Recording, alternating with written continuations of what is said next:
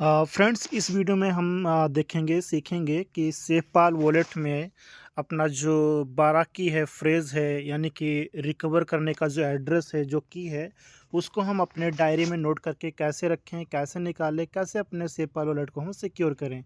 तो उसके लिए हमें सेफपाल वॉलेट को ओपन करना है। ओपन करने के बाद ये आपका जो होम पेज होता है वॉलेट का, ये आपके सामने दिखता है। ऐसा दिखने के बाद इसी पेज पर सबसे ऊपर आप देखिए, आपका यहाँ पे वॉलेट 01 EWM ऐसे कुछ करके लिखा होगा, या फिर किसी और नेम से हो सकता है, या फिर अगर आपने नेम एडिट किया हो तो यहाँ पे नेम हो सकता है। जस्ट उस पर आपको क्लिक करना है ना। सबसे ऊपर जो वॉलेट का ऑप्शन है उस पर क्लिक करना है। क्लिक करते ही क्या होगा, माय वॉलेट का पूरा पेज आपके सामने यहाँ पर ओपन हो जाएगा। और ओपन होने के बाद जिस वॉलेट वाले कॉलम में वॉलेट 01, मैंने यहाँ पे 2 वॉलेट बनाया है। तो पहला वाला वॉलेट है वॉलेट 01 EWM, उस पे आपका ब्लू टिक का जो मार्क है वो भी लगा हुआ है। उसी के बगल में 3 डॉट है, उस पर हमें क्लिक करना है। क्लिक करते ही एक सेकेंड, जी, 3 डॉट पे क्लिक करना है। क्लिक करते ही ये नया पेज आपका ओपन हो जाएगा वॉलेट डिटेल्स के नेम से। यहाँ पर आपको सिंपली बैकअप पर क्लिक करना है। बैकअप का जो ऑप्शन दिख रहा है इस पर क्लिक करना है। क्लिक करते ही मैंने इसको गूगल ड्राइव में सेव किया था, बैकअप लिया था मैंने गूगल ड्राइव में जब इसको वॉलेट मैंने क्रिएट किया था। बट अभी मैं इसको मैनुअली नोट कर रहा हूँ, ताकि अगर मेरे फ़ोन डिवाइस के साथ कुछ होता है, कोई दिक्कत होती है, ईमेल एड्रेस के साथ में कोई दिक्कत होती है, तो इसको मैं डायरी में नोट किए गए की फ्रेजेस की मदद से अपने वॉलेट को अगेन मैं रिकवर कर पाऊँ, एक्सेस कर पाऊँ। इस वजह से मैं इसको मैनुअल भी सेव कर लेता हूँ। तो मैनुअली सेव करने के लिए सिंपली आपको बैकअप मैनुअली पे क्लिक करना है ना। बैकअप मैनुअली पे क्लिक करने के बाद आपको यहाँ पे 3 कॉलम दिखेगा। तीनों कॉलम में आप एक बार क्लिक कर दीजिए। तीनों कॉलम पे क्लिक करने के बाद आपको अगेन नीचे अंडरस्टूड का ऑप्शन दिखेगा। अंडरस्टूड पर आपको क्लिक करना है अगेन।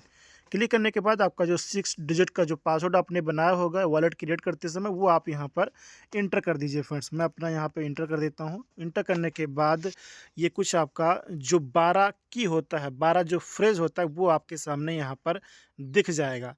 तो यहाँ से आगे बढ़ने से पहले आप क्या काम करें, इसको आप अपने डायरी में आप इसको नोट कर लीजिए। जिस प्रकार से लिखा हुआ 1 से लेकर 12 तक, यानी 1 से लेकर 12 तक लिखा हुआ है, और जिस कॉलम में जो लिखा हुआ उसी कॉलम में आपको डायरी में नोट करना है। यानी कि जिस तरीके से यहाँ पे दिख रहा है जिस कॉलम में, एज इट इज़ इसी प्रकार आपको डायरी में नोट करके रखना है।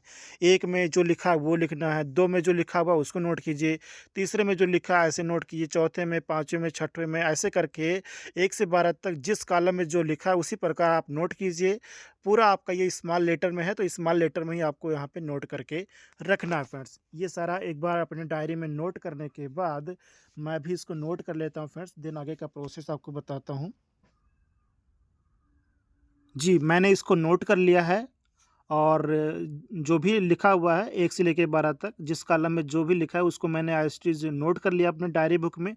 नोट करने के बाद नीचे आपको नेक्स्ट का ऑप्शन दिखेगा, सिंपली आपको नेक्स्ट पे क्लिक करना है। नेक्स्ट पर क्लिक करने के बाद यहाँ पे ऊपर आपको का एक बॉक्स दिखेगा, 1 से लेके 12 तक बॉक्स यहाँ पे लिखा हुआ है, 1 से 12 तक लिखा हुआ है, राइट? तो जो आपने डायरी में नोट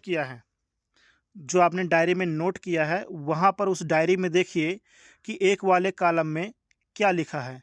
तो जो भी 12 की हैं, जो 12 फ्रेजेज़ हैं, वो नीचे आपको दिखाई भी दे रहे होंगे, शो कर रहे होंगे, बट आपको करना क्या है, ऊपर वाला जो बॉक्स है ना, 1 से लेके 12 तक, तो जो भी आपने डायरी बुक में नोट किया है, वहाँ पर देखिए कि एक वाले कॉलम में आपने क्या नोट किया था। जो नोट किया था उसी पर आपको सिंपली क्लिक करना है ना?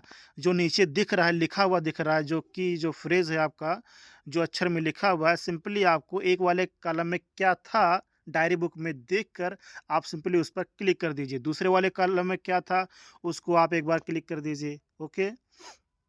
और 1 सेकंड, जी, तीसरे वाले कॉलम में क्या था उस पर आप क्लिक कर दीजिए। चौथे वाले कॉलम में क्या था उसको क्लिक कर दीजिए। पाँचवें में क्या था उसको क्लिक कर दीजिए। छठवें में क्या था, इसी प्रकार आप देखकर क्लिक करते चले जाइए। सातवें में क्या था वो एक बार आप देख लीजिए डायरी बुक में, और यहाँ पर नीचे जो लिखा हुआ दिख रहा है उस पर आप क्लिक कर दीजिए। सातवां होने के बाद आठवें में क्या लिखा था उस पर आप क्लिक कर दीजिए, है ना? नौवें में क्या लिखा था वो भी डायरी बुक में देखिए, जो लिखा है उस पर सिंपली क्लिक कर दीजिए आपका यहाँ पे। एंड उसके बाद 10 में वेट 11 स्पेन इसी प्रकार आप 1 से लेके 12 तक कॉलम में जो नीचे लिखा हुआ दिखाई दे रहा है उसको डायरी बुक में देखकर इस पर सिंपली आपको क्लिक करना है। क्लिक करते ही नीचे आपको वेरीफाई का ऑप्शन दिखेगा, सिंपल आपको वेरीफाई पे क्लिक करना है फ्रेंड्स। ओके, वेरीफाई पर क्लिक करने के बाद ये आपका यहाँ पे आ गया बैकअप सक्सेसफुली, यानी कि जैसे आप वेरीफाई पे क्लिक करेंगे तो आपका ये बैकअप डन हो जाएगा, सेव हो जाएगा और इस प्रकार से आपका वॉलेट जो है वो सिक्योर हो जाएगा। तो ऐसा करने के बाद ये आपका डन हो चुका है। ये देखिए मेरा ब्लू कलर का यहाँ पे मार्क भी आ चुका है कि आपका बैकअप सक्सेसफुल हो गया है। इसको मैं बैक कर सकता हूँ, कोई दिक्कत नहीं है ना।